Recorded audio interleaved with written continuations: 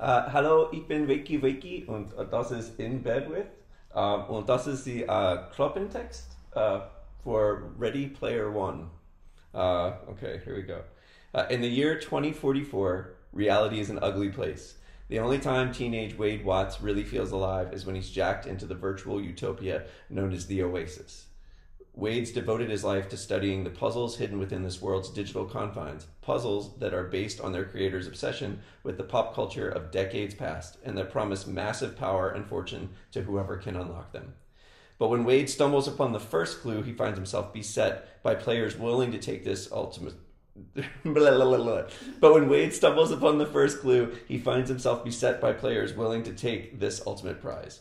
The race is on, and if Wade's going to survive, he'll have to win and confront the real world he's always been so desperate to escape.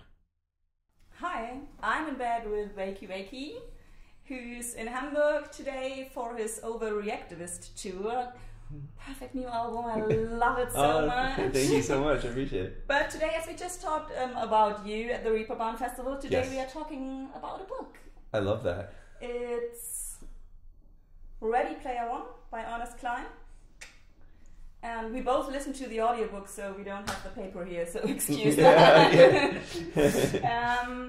I'm just going to jump in. What was the book about for you on a subjective, personal level?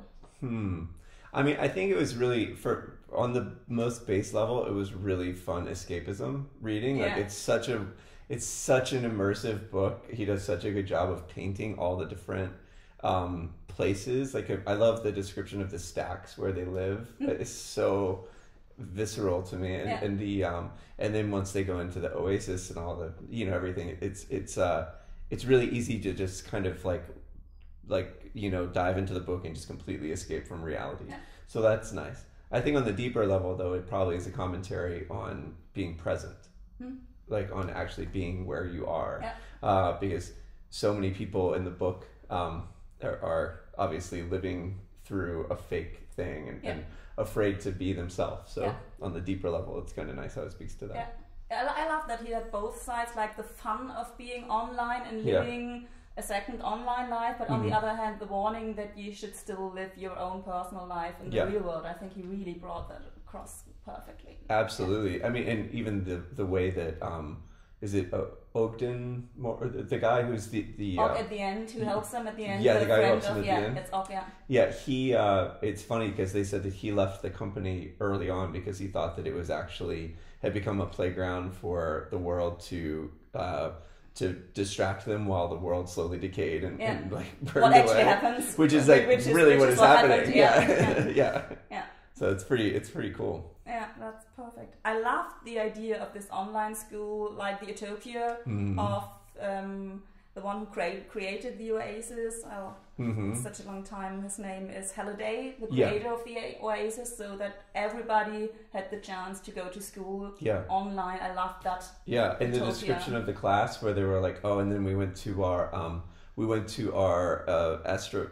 astrology class and we stood on the surface of the moon while Jupiter floated in the background, and then we went into a human heart for our anatomy class, and it seems like the coolest thing in the world. Absolutely. Like I'm so bummed that I didn't have that for my school system. It's like, I want to do that. I would be so much more educated. Absolutely.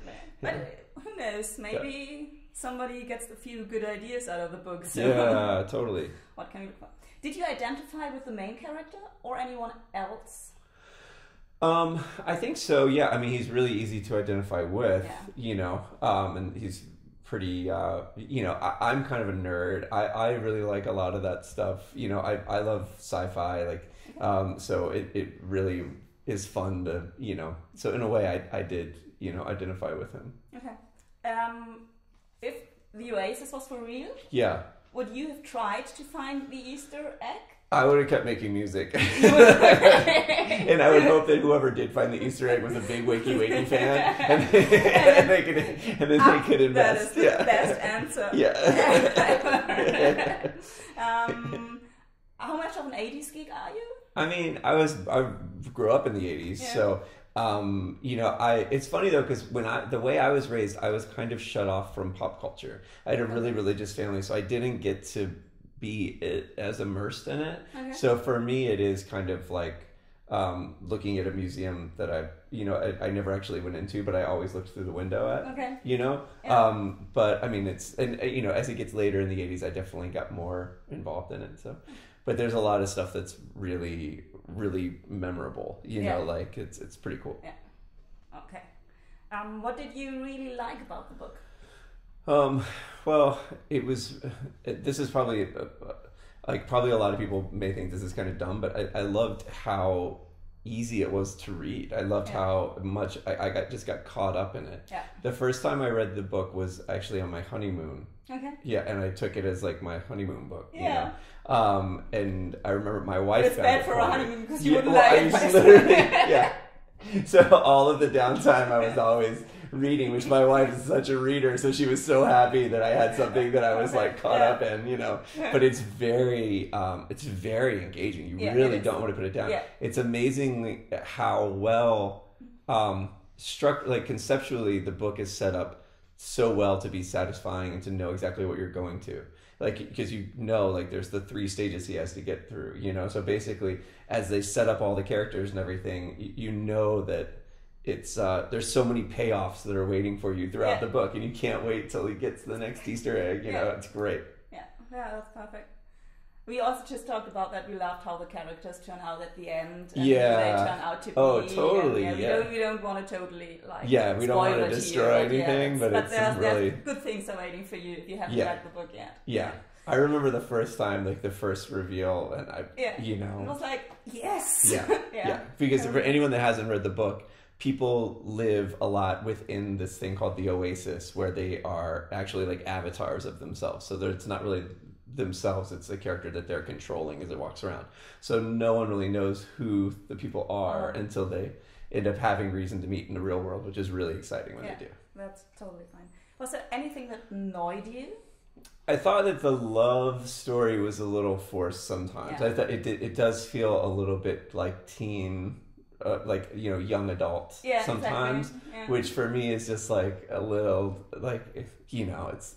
it's because it's so cool. Like the stuff about the 80s and the stuff about all of that is so interesting, and I think it's just literally just cool. It makes me, and then the young adult stuff is like so uncool that it makes me kind of like, I get a little repulsed by it for a minute. But you've just kind of, I think with all good sci-fi, there's a thing where you kind of put a suspension of disbelief, or you kind of, you make the choice to ignore some things, totally. so that you can enjoy the ride. And so once you do that, it's fun. But I absolutely know what you mean. I have that in so many young adults that you really get that the author doesn't have any interest in the love story, but they have to put it in there to double code and triple code the book so it gets more readers. And sometimes just no, I don't believe.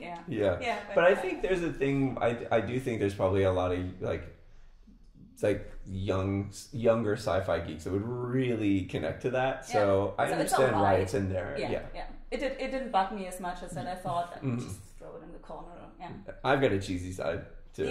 So as cheesy stuff can be super, but it has to be believable. Totally. The author has to be into it a little bit too. Perfect. That was so much. Is there anything you want to say? I don't know. I mean, I think that's really it right now. But we should mention that we're on tour. But I mean, probably by the time this comes out, we won't be on tour anymore. But we'll be back on tour soon. I'll try to get this out as soon as possible. Okay, cool. Well, we have... how many dates do you have left? We have 4 more shows, including tonight. They're all in Germany. Okay. So it's Hamburg. So I have to get this ready now. It's got to go out. The next 4 days. Otherwise, maybe your listeners and or your viewers in Berlin will catch us for the last show. Did you already tour the US, or are you still having that? We did our first US tour. We'll do another. Is in the works now. Okay. So but we're hoping to keep touring. This album is something that's I'm really proud of, and I want to take the time to really get it out. So it's we're going to be touring a lot and spending a lot of time, and just raising awareness about it. And I hope you're coming back to Hamburg too. Thank you. I can't wait for tonight. And I know that after tonight I want to see you again. Yeah, definitely. Okay, thank you so much. Cool. Yeah, thanks. Bye, guys. Bye. I'll be Adam if you be Eve. We can start it over. 'Cause you and me got a whole new thing. A whole new